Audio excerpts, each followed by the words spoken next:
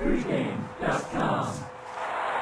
Welcome to Pregame.tv. We've got a lot of NBA to talk about, a little bit of NFL and college basketball. We're going to start it off with Thursday night NBA, the battle between the Miami Heat and the Trailblazers from Portland. The Portland Trailblazers getting 3.5 points at home. The total 196. This game going at 10:35 p.m. Eastern time.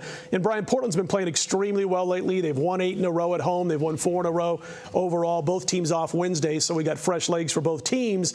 Meanwhile, Miami comes in. They've won just 3 of their last 7 games. What do you think about this one? Yeah, Miami's an overrated team right now. I don't know if they're pacing themselves or they're just not very good.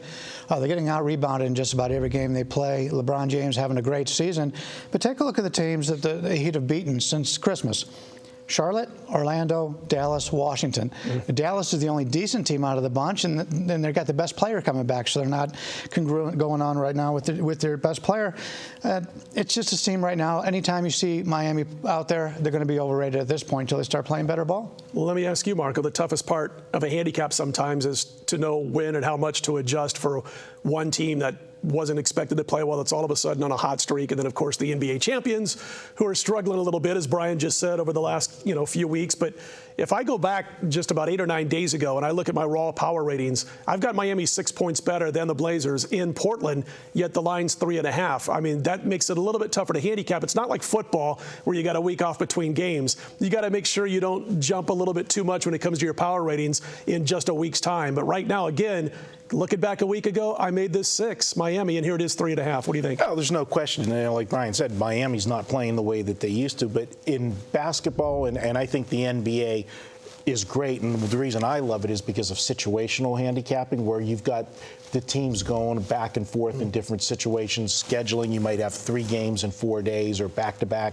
games on the road. So you're going to have a bigger swing on lines from, just looking at your raw power ratings, because there's intangibles that you've got to add in on a daily basis. And like an intangible for me, you guys have heard me talk about it over and over again. I don't like teams the first game they come back home from a road trip, especially if it's an East Coast team that came back from the West Coast or vice versa. Just saw that, by the way, the other night with the 76ers, who got crushed at home by the Brooklyn Nets. Yeah, the Sixers were laying 1.5 points. Exactly. First game back after like an 8-day West Coast road trip. Right. And the same Portland team, they did that on Monday, and I was against them. I took the Orlando Magic, who was playing horrible basketball at the time, but they were getting a big number, and they ended up losing, but they covered. They ended up going double overtime, and to me, it's just so many times that first game home, the team is sluggish.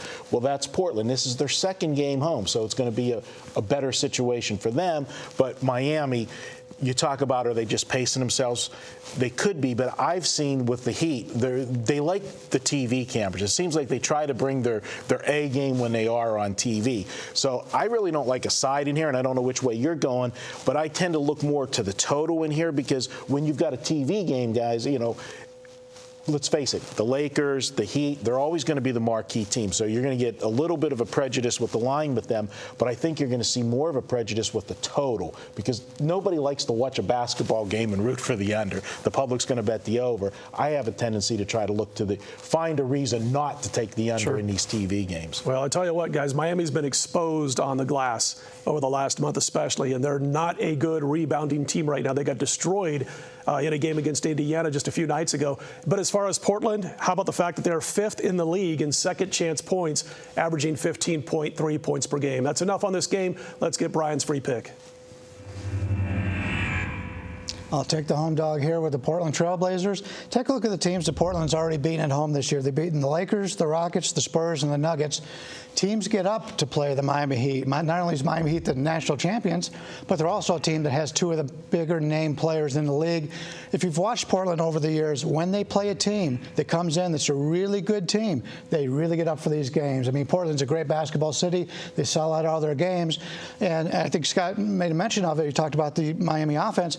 Miami right now, they're just not playing well. They've got all these great offensive players, but they're not scoring a lot. And it's something I'm going to take a look at, because, the Blazers are a good rebounding team. Playing at home, I got to play the Blazers here. It's Bryan Leonard on the Portland Trailblazers plus the points. We have just begun. We've got 6 more games to talk about at Pregame.tv. Coming up next, some Thursday night college basketball, the matchup between Temple and Xavier. Stick around for that one.